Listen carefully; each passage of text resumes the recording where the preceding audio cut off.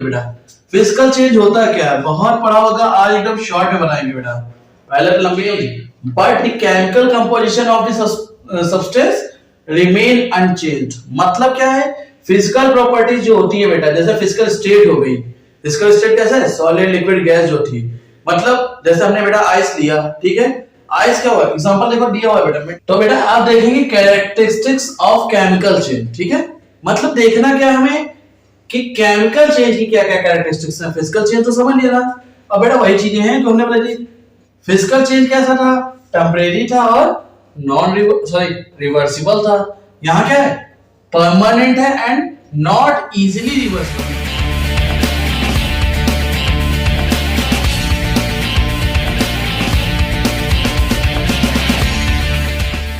Hello students, आज हमारा क्या है, सेकेंड लेक्चर है बेटा, first chapter and second lecture.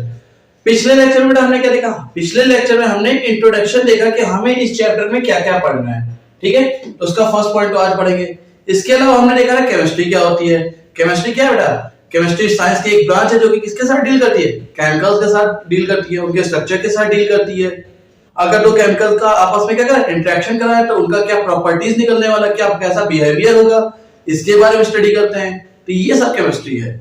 आज हम देखेंगे बेटा physical change and chemical change क्या होता है। अब कुछ बच्चे कहेंगे सर फिजिकल चेंज तो आपने 4 लाइन में लिखा है, केमिकल चेंज 2 लाइन में लिखा दिया। बेटा जगह कम पड़ गई थी, मजाक कर रहे बेटा। यहाँ पर मेन पॉइंट लिखा है, मेन फोकस तो बेटा पूरी केमिस्ट्री में फोकस तो इसी पे रहने वाला है।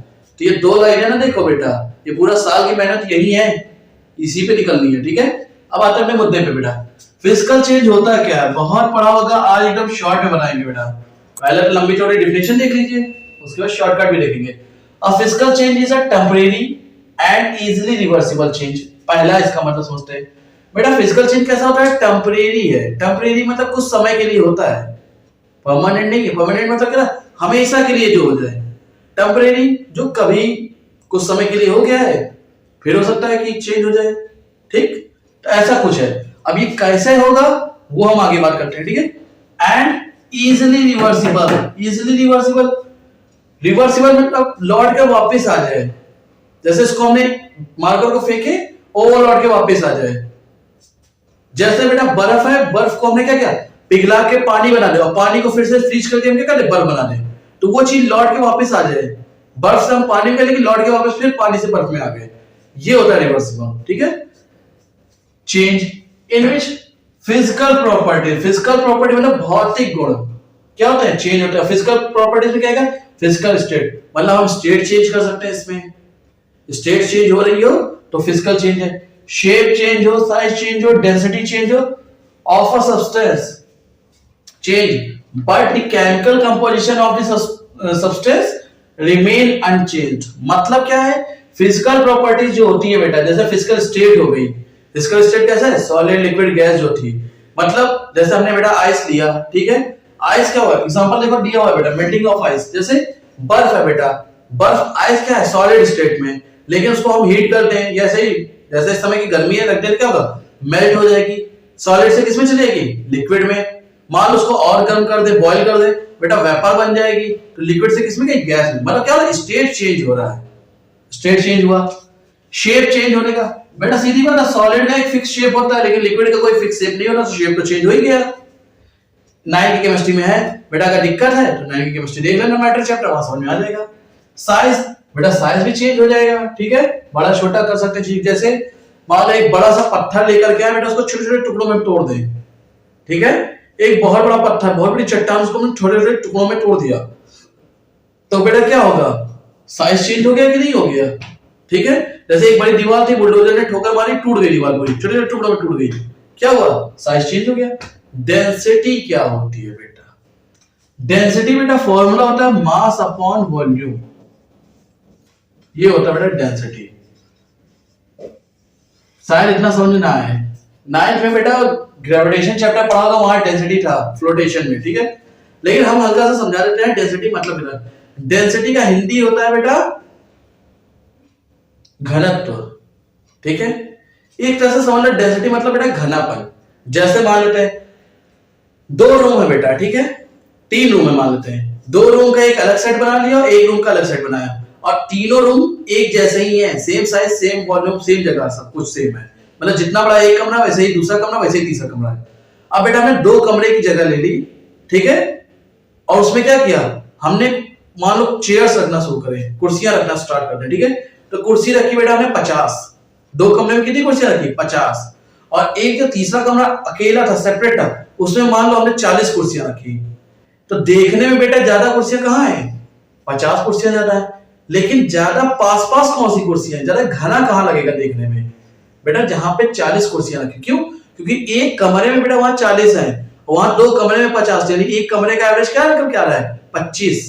ये होता है डेंसिटी, मतलब पर यूनिट वॉल्यूम में कितना मास है। बात समझ आ रहा है? डेंसिटी सिंपल समझ लो, घनापन कितना है, मतलब पार्टिकल्स, एटम, मॉलिक्यूल जो है कितना पास पास है, मतलब कितनी जगह में, वॉल्यूम क्या है, जगह, यूनिट प्लेस में कितना मास है, मतलब यूनिट वॉल्यूम। जैसे लेते हैं 1 मीटर क्यूब मान लो ले लिया वॉल्यूम, या कोई भी यूनिट ले सकते हैं, यूनिट वॉल्यूम में कितना मास है। जैसे अगर बेटा इतनी जगह लें तो उसमें हम पत्थर रखेंगे तो ज्यादा मास होगा उसका, लेकिन इतनी जगह में बेटा अगर पानी भरेंगे तो उसका मास कम होगा। तो क्या निकल के आता है कि पत्थर बेटा इतने ही वॉल्यूम में मास ज्यादा है, इसका मतलब उसकी डेंसिटी ज्यादा है, मास ज्यादा है, तो इसका मतलब एटम ज्यादा होंगे, मॉलिक्यूल्स उसमें ज्यादा होंगे, ज्यादा मास होगा। लिक्विड में क्या है बेटा, कम है, और गैस तो बेटा बहुत ही कम होता है, तो डेंसिटी चेंज हो सकती है। सॉलिड की डेंसिटी हाई होती है, लिक्विड की डेंसिटी लो होती है, ठीक है।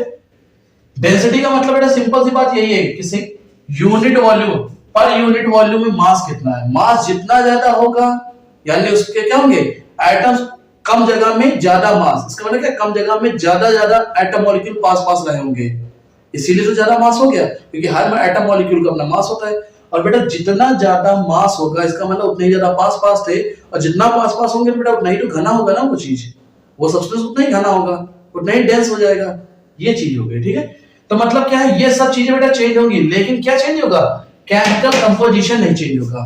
केमिकल कंपोजिशन मतलब केमिकल फॉर्मूला, जैसे हमने क्या किया, बर्फ को बेटा पिघलाया तो आइस का क्या होता है फॉर्मूला, H2O होता है।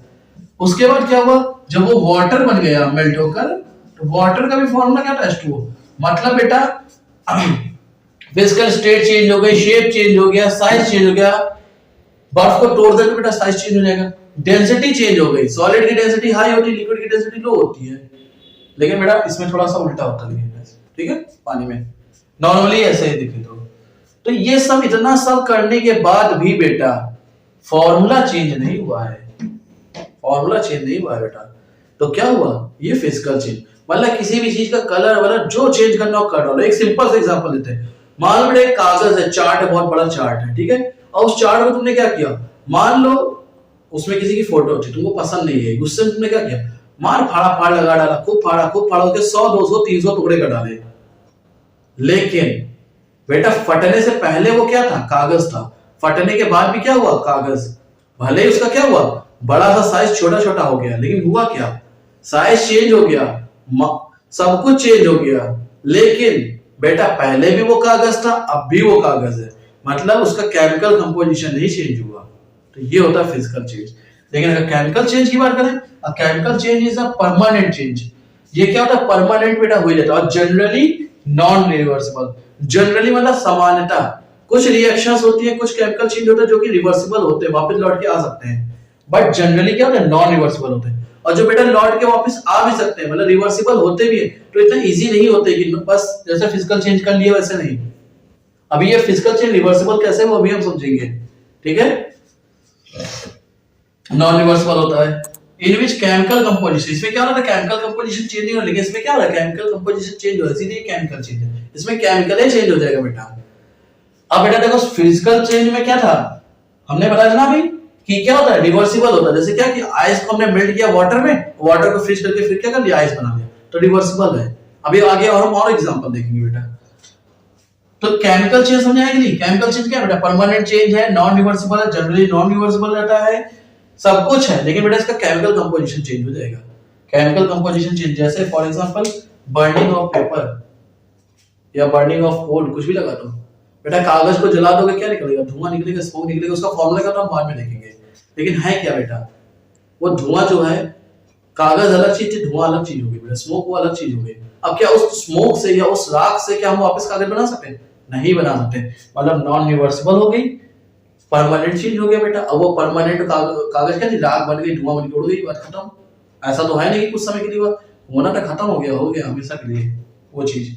तो बेटा ये क्या था, केमिकल चेंज था, परमानेंट था, नॉन रिवर्सिबल था, केमिकल कंपोजिशन चेंज हो गया। पेपर का बेटा कोई और फॉर्मूला होता है और जो स्मोक निकला उसका कुछ और केमिकल फॉर्मूला होगा, ये सब हम आगे देखेंगे। तो समझ में आया केमिकल चेंज क्या होता है और फिजिकल चेंज क्या था। अब बेटा इसको हम और अच्छे से समझेंगे कि अगर कुछ कैरेक्टरिस्टिक्स होती है, कुछ इनकी पहचान होती है, जिससे हमें पता चल जाता है कि फिजिकल चेंज हो रहा है या केमिकल चेंज हो रहा है। अब हम उस पर बात करेंगे, ठीक है। तो ये तो बेटा शॉर्ट में था। अब हम देखेंगे इनकी कैरेक्टरिस्टिक्स, ठीक है। और कैरेक्टरिस्टिक्स देखने के बाद, दोनों के बीच में डिफरेंस देखने के बाद हमारा लेक्चर आज का खत्म हो जाएगा। तो देखते हैं हम इसका सेकंड पार्ट, मतलब सेकंड स्टेप, इसकी कैरेक्टरिस्टिक्स, ठीक है। तो बेटा देखते हैं हम फिजिकल चेंज की कैरेक्टरिस्टिक्स, ठीक है बेटा। मतलब फिजिकल चेंज में क्या क्या इंपॉर्टेंट पॉइंट्स है सब एक जगह, ठीक है। तो बेटा फिजिकल चेंज क्या होता है बेटा, physical change is a temporary and reversible change. अभी हम बता चुके हैं बेटा कि फिजिकल चेंज क्या होता है, टेम्परेरी है एंड रिवर्सिबल है, ठीक। कैसे, जैसे बेटा क्या हुआ, इस पे थोड़ा डिटेल बात करते हैं।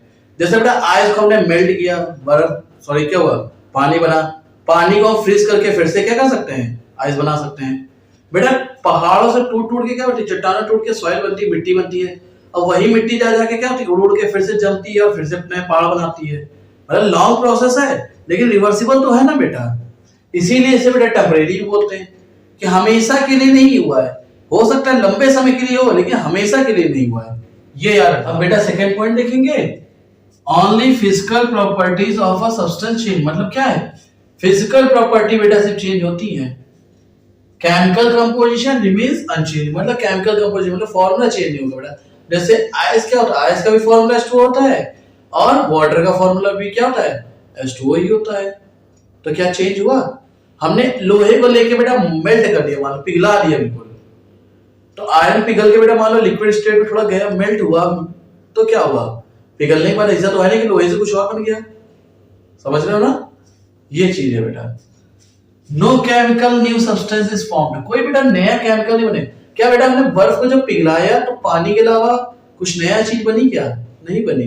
पानी को अगर हम बॉईल कर दें, वेपर बना दें, क्या वेपर बनी, लेकिन फॉर्मूला तो दोनों सेम है। वाटर का फॉर्मूला H2O, वाटर वेपर का भी फॉर्मूला H2O। इसके अलावा क्या कुछ नया बना, मतलब केमिकली क्या नया कुछ बना, नया तो बना, वेपर बनी, लेकिन केमिकली न्यू सब्सटेंस मतलब क्या, केमिकल कंपोजिशन मतलब फॉर्मूले के हिसाब से कोई नई चीज बनी, नहीं बनी, ये कहने का मतलब है। Mass of a substance remain unchange. बेटा पूरे चेंज होने के दौरान बेटा मास चेंज नहीं होता है, ये भी याद रखना। No net energy change in the complete cycle of a physical change. मतलब ये है बेटा कि अगर मान लो पूरा साइकिल कंप्लीट हो, जैसे कि मान लो ये है आइस, ठीक है बेटा, आइस से हम किस में गए, वाटर में गए, उसको मेल्ट करके, अब वाटर से वापस फिर आइस आ जाती है। ये क्या हुआ, एक पूरा साइकिल हुआ। अब मान लो बेटा तुमने मान लो कुछ ग्राम, मान लेते हैं x ग्राम आइस ली है, ठीक है, x ग्राम आइस ली है, और इसको क्या हुआ, एक कांस्टेंट टेम्परेचर लेते हैं, मान लो 0 डिग्री सेल्सियस की बात कर रहे हैं, ठीक है। 0 डिग्री सेल्सियस पे मान लो x ग्राम आइस है, x कुछ भी हो सकता है, 10 ग्राम 15 ग्राम 20 ग्राम कोई भी आइस ले लो, उतनी आइस ले ली। अब किया क्या बेटा, उस आइस को तुमने क्या किया, कुछ हीट एनर्जी दोगे। जब हीट एनर्जी दोगे तभी तो बेटा वो वाटर बनेगा, क्योंकि हीट एनर्जी मिलेगी तो उसका क्या होगा, अंदर एनर्जी मिलेगी, पार्टिकल दूर दूर हटेंगे, वो लिक्विड स्टेट में जाएगी। अब स्टेट कैसे चेंज होता है ये 9th के लेक्चर में बेटा मिल जाएगा, ठीक है। तो हुआ क्या, उसने हीट एनर्जी ली, मान लेते हैं y कैलोरी ली उसने, कितना लिया, y कैलोरी ले ली, ठीक है। y कैलोरी एनर्जी लेने के बाद वो क्या हुआ, वाटर में बेटा कन्वर्ट हो गया। लेकिन बेटा जब वाटर से उसे वापस आइस बनाना है तो उतने ही टेम्परेचर चेंज नहीं होना चाहिए बेटा। जितने टेम्परेचर पे कैलकुलेशन चलना है उतने ही टेम्परेचर पे चलना चाहिए। तो 0 डिग्री सेल्सियस में x ग्राम आइस को वाटर बनाने के लिए मान लो y केल्विन हमने एनर्जी दी, तो बेटा वही टेम्परेचर मतलब 0 डिग्री सेल्सियस टेम्परेचर पे उस वाटर को वापस आइस में कन्वर्ट करने के लिए वो वाटर वाई कैलोरी एनर्जी ही रिलीज करेगा, मतलब मुक्त करेगा। इसमें क्या कर रहा था, ले रहा था। यहाँ पे एनर्जी क्या कर रहा है, ले रहा है, और यहाँ पे एनर्जी क्या कर रहा है, रिलीज कर रहा है। तो बेटा वही चीज आ गई कि नहीं आ गई, नेट एनर्जी क्या हुई, सेम। ये कहने मतलब एक चेंज होने पे जितनी एनर्जी वो ले रहा है, तो वो जो वापस चेंज वापस पहले इनिशियल स्टेट में आएगा तो उन्हीं एनर्जी देगा। और अगर पहले चेंज में वो एनर्जी दे रहा है तो वापस उसको इनिशियल स्टेट में लाने के मतलब शुरुआती स्टेट में लाने के लिए उतनी एनर्जी में देनी पड़ेगी। मतलब नेट एनर्जी हमेशा क्या रहेगी, क्या रहेगी, अनचेंज रहती है बेटा। ठीक है, ये रहता है, नो नेट एनर्जी चेंज। तो बेटा ये क्या था, फिजिकल चेंज की कैरेक्टरिस्टिक्स थी। ठीक है, तो बेटा आप देखेंगे कैरेक्टरिस्टिक्स ऑफ केमिकल चेंज। ठीक है, मतलब देखना क्या हमें कि केमिकल चेंज की क्या क्या कैरेक्टरिस्टिक्स हैं। फिजिकल चेंज तो समझ लिया ना, अब बेटा वही चीजें हैं जो हमने बताई थी। फिजिकल चेंज कैसा था, टेम्परेरी था और रिवर्सिबल था। यहाँ क्या है, परमानेंट है एंड नॉट इजीली रिवर्सिबल, मतलब इतनी जल्दी रिवर्सिबल नहीं है। मतलब मान लो बेटा दो क्लासें हैं, ठीक है, दो क्लास हैं जिसमें 100 स्टूडेंट की स्ट्रेंथ है। एक क्लास में मान लेते हैं 95 स्टूडेंट पढ़ने में अच्छे हैं और 5 बच्चे वीक हैं। एक क्लास है जिसमें 5 बच्चे अच्छे हैं पढ़ने में, बाकी 95 वीक हैं। तो पहली क्लास को क्या बोलेंगे हम, पढ़ने में बहुत अच्छे हैं बच्चे, वो 5 बच्चे नेग्लिजिबल होते हैं। ठीक है, मतलब निगलेक्ट कर लेते हैं, हटा या 100 में 5 की क्या वैल्यू, 95 तो टॉपर्स है ना, बहुत अच्छी क्लास। और दूसरी क्लास क्या है, वीक है। 5 कहेंगे या 5 ही तो है, 95 तो गधे हैं इसमें, यानी क्या है, टोटल ओवरऑल कमजोर क्लास है। कुछ ऐसा ही सीन यहाँ पे है। क्यों बेटा, नॉट इजीली रिवर्सिबल लिखा है, ये नहीं कहा कि नॉन रिवर्सिबल। मतलब वही चीज, 100 में से 95 लड़के पढ़ने में अच्छे, 5 गधे हैं, तो क्या कहते हैं, क्या बोल रहे, जनरली ये क्लास बहुत अच्छी है पढ़ने में। ठीक, सेम टू सेम ये चीज है। कुछ रिएक्शंस रिवर्सिबल होती हैं, कुछ केमिकल चेंज क्या होते हैं, रिवर्सिबल होते हैं बेटा, लेकिन बहुत कम होते हैं, ना के बराबर होते हैं। इसी, और जो रिवर्सिबल होते भी हैं बेटा तो इतने आसानी से रिवर्सिबल नहीं होते, इसीलिए लिखा है नॉट रिवर्सिबल या जनरली नॉन रिवर्सिबल लिख के आता है। यहाँ पे क्या है, नॉट इजीली रिवर्सिबल। ठीक है, कि इजीली ये रिवर्सिबल नहीं है, या जनरली नॉन रिवर्सिबल भी लिख सकते हैं। क्यों, जनरली बेटा ये रिवर्सिबल नहीं होते, एक आधा हो सकते हो कभी कभार वाला, वो भी हम देखेंगे आगे कौन कौन होते हैं। ठीक है, आगे देखते हैं, chemical composition of a substance change.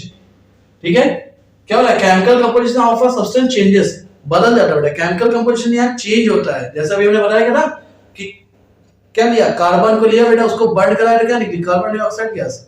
लिया कार्बन था, मिल रहा हमको प्रोडक्ट में क्या, कार्बन डाइऑक्साइड गैस। तो बेटा ये क्या है, केमिकल कंपोजिशन तो चेंज हो गया है। एंड वन और मोर न्यू सब्सटेंस, मतलब यहाँ पे जैसे हमने कार्बन डाइऑक्साइड गैस करने को हल्का सा दिखा देते हैं बेटा, जैसे हमने कार्बन लिया और ऑक्सीजन के साथ क्या किया, बर्न करा दिया, क्योंकि पता बिना ऑक्सीजन के बेटा आग लगती नहीं है, कार्बन डाइऑक्साइड गैस बनी। तो बेटा यहाँ पे एक न्यू सब्सटेंस बना कि नहीं बना, क्योंकि केमिकली देखें तो यहाँ पे कार्बन था, यहाँ ऑक्सीजन था, यहाँ कार्बन डाइऑक्साइड बना, तो केमिकली एक नया सब्सटेंस बन के तैयार हो रहा है। केमिकल कंपोजिशन का क्या नया है, लेकिन जरूरी नहीं कि हमेशा एक बने, कभी कभी 2 भी बन सकते हैं, 3 भी बन सकते हैं। ये हम आने वाले लेक्चर्स में बहुत देखेंगे, केमिकल रिएक्शंस में यही देखेंगे बेटा, तो टेंशन मत लेना कि सर और एग्जांपल लीजिए और एग्जांपल लीजिए, अभी आने वाले टाइम यही भरा पड़ा है। 5 लेक्चर बेटा, 5 में से 4 लेक्चर यही पढ़ने हमें। अब बेटा, a chemical change always involves an absorption और लिबरेशन ऑफ एनर्जी। मतलब बेटा जब भी केमिकल चेंज होता है तो ये क्या है, नॉन रिवर्सिबल है एक तरह से, मतलब वापस लौट के तो आएगी, मतलब ए से बी में जाएगी तो या तो एनर्जी लेगी या एनर्जी रिलीज करेगी, बट बी से ए में तो आने वाली है नहीं, तो नेट एनर्जी तो 0 होगी नहीं बेटा, ये तो होना नहीं है। ठीक है, होगा क्या, हमेशा या तो ए से क्या जाएगा, बी में गया, तो जाने के लिए क्या करेगा, या तो ये एनर्जी लेगा या एनर्जी देगा। कैसे हम समझते हैं, यही चीज यहां पे दिया गया है, या तो एब्जॉर्ब करेगा एनर्जी या फिर क्या करेगा, लिबरेट करेगा। इसको एग्जांपल समझते बेटा, मान लो चाय बनानी है बेटा, हमने बहुत सारे केमिकल्स ले लिए, चाय की पत्ती, शक्कर, सब कुछ चीजें ले ली। ठीक है, अब इसको किया क्या बेटा, हमने हीट किया, उसको नीचे से गर्म किया, तो क्या किया, एनर्जी दी, तब जाके हमें चाय बनी। मतलब वो केमिकल चेंज हुआ। मान लो ये क्या थे, रॉ मटेरियल्स लिए हमने, दूध सबको रॉ मटेरियल्स ले करके हमने क्या बनाया, टी में कन्वर्ट किया, तो हमने क्या लिया, एनर्जी दी है, यहाँ पर दे रहे हैं एनर्जी, समझा क्या? यानी केमिकल चेंज क्या कर रहा है? एब्जॉर्ब कर रहा। हम दे रहे हैं तो एब्जॉर्ब करना ना, एब्जॉर्ब करना ना, अवशोषित करना, लेना, ले रहा है। लेकिन बेटा चूने को क्या करो, कैल्शियम ऑक्साइड को बेटा कभी पानी में डालो, चूने को पानी में डालो, क्या होता है? भयंकर बुलबुले उठते हैं। या फिर वो छोड़ दो, सिंपल एक तरीका लो बेटा, जो ये वॉशिंग पाउडर आते हैं बहुत सारे, कोई भी वॉशिंग पाउडर लो, हाथ में मुट्ठी में लो, कपड़े धुलने जा रहे हो तो क्या करो, उसको मुट्ठी में लो और पानी के अंदर मुट्ठी डाल दो, देखोगे कि वो निरमा धीरे धीरे पानी में घुलता जाएगा और हाथ में बहुत गरम गरम सा लगता है। मतलब क्या कर रहा है? वो हीट एनर्जी क्या कर रहा है? लिबरेट कर रहा है। तो इसी तरीके से बेटा कोई और भी एनर्जी या तो एब्जॉर्ब करे या लिबरेट करे। कुछ केमिकल रिएक्शन होती है जिसमें बेटा लाइट जब पड़ती है, मतलब सोलर एनर्जी मिलती है, तब वो होती है जैसे फोटोसिंथेसिस। उसमें क्या लेता है? लाइट एनर्जी लेता है या सोलर एनर्जी लेता है। समझ आ गया कि नहीं आ गया? तो बेटा किसी भी फॉर्म में या तो रिएक्शन एनर्जी लेगी या किसी भी फॉर्म में एनर्जी क्या करेगी? लिबरेट करेगी। ऐसा नहीं है कि टोटल एनर्जी इसमें क्या रहे? अनचेंज्ड है, ऐसा नहीं होता है। तो ये बेटा इसके हो गए पॉइंट्स। एक मास वाला था पॉइंट, मास के लिए बेटा सुन लो। मास बेटा देखो, ओवरऑल मास इसमें भी क्या रहता है? अनचेंज्ड ही रहता है। वो भी हम देखें क्यों? क्योंकि अगर याद हो, डाल्टन ने क्या बोला था? मास कंजर्वेशन लॉ बताया था कि फॉलो करता है, क्योंकि किसी भी केमिकल चेंज में क्या होता है? इधर उधर कुछ चीजें होंगी लेकिन कुछ नया वो क्या होता है? नया आइटम नहीं बनने वाला। मास कंजर्वेशन लॉ फॉलो करता है। डाल्टन ने भी ये बात कही थी। जैसे कि यहाँ पे बेटा कार्बन है, देखो एक, यहाँ पे ऑक्सीजन कितने हैं? 2, ठीक है। यहाँ पे भी देखो बेटा कार्बन नहीं था, ऑक्सीजन 2 है। तो कोई नया एटम तो बना नहीं, बस क्या हुआ? रीअरेंजमेंट हुआ। तो बेटा मास हमेशा ओवरऑल क्या रहेगा? कांस्टेंट ही रहेगा। मास कंजर्वेशन लॉ हर केमिकल रिएक्शन फॉलो करेगी, ठीक है। हाँ, कुछ जगह पे है जैसे कि क्या बोलते हैं, मास डिस्ट्रॉय होके एनर्जी बना दे बहुत ज्यादा, तो वो कुछ टाइप की केमिकल रिएक्शन है, वो अलग चीज होगी। But most of the cases में क्या होता है? मास कंजर्व ही रहता है। इसलिए वो पॉइंट हमने नहीं लिखा कि कंफ्यूज हो गए, उसे बेटा हम आगे दिखाएंगे जब केमिकल रिएक्शन करेंगे, ठीक है। क्योंकि जब प्रैक्टिकल चलते हैं ना बेटा, तब चीजें ज्यादा समझ आती है। ये थ्योरी पोर्शन था, इसलिए हमने इतना टाइम लिया। इसके बाद अगला लेक्चर जो है केमिकल रिएक्शंस, वो थोड़ा सा थ्योरी बेस है। उसके बाद बेटा फिर बेहतरीन मजा आएगा, सिर्फ रिएक्शन ही होगी, उनके बारे में पढ़ेंगे। ओवरऑल इसकी बात करें तो बेटा ये तो जो था वो हमने बता दिया। फिजिकल चेंज क्या होता है बता दिया, केमिकल चेंज क्या होता है ये सब बता दिया, उनकी कैरेक्टरिस्टिक्स बता दी। अब जाते जाते बेटा एक सवाल ये है बेटा कि हमने पानी में शक्कर घोला तो बेटा ये कौन सा चेंज होगा? फिजिकल चेंज होगा या केमिकल चेंज होगा? ठीक है, इसका आंसर आपको पता करके लाना है। इसके अलावा चलो एक ही क्वेश्चन रहने देते हैं कि पानी में शक्कर घोलते हैं, मिक्स करते हैं, उसका मिक्सचर बनाते हैं, तो बेटा ये कौन सा चेंज होगा? फिजिकल चेंज होगा या केमिकल चेंज होगा? रीजन के साथ कमेंट सेक्शन में आंसर दीजिएगा, ठीक है। मतलब रीजन जरूर बताइएगा, और जिसका आंसर सही होगा उसका मैं कमेंट में रिप्लाई करूंगा, ठीक है। उसे पिन करूंगा, सबसे ऊपर उसका कमेंट होगा। ये मेरी तरफ से ना, ठीक है। बाकी लेक्चर को ध्यान से देखिए, अगर कहीं प्रॉब्लम हो तो फिर से देखिएगा। फिर भी अगर डाउट हो और लगता है कि जैसे कोई पॉइंट हो सकता है कि हमने ज्यादा एक्सप्लेन ना किया हो, तो कमेंट सेक्शन में दीजिएगा, अगले लेक्चर में उसे और अच्छा एक्सप्लेन करेंगे, ठीक है। तो बेटा आज के लिए इतना ही फिलहाल। बाकी थैंक यू वेरी मच, जय हिंद। वीडियो अच्छा लगा हो तो लाइक कीजिए, चैनल को सब्सक्राइब कीजिए और दोस्तों में फैला दीजिए। धन्यवाद।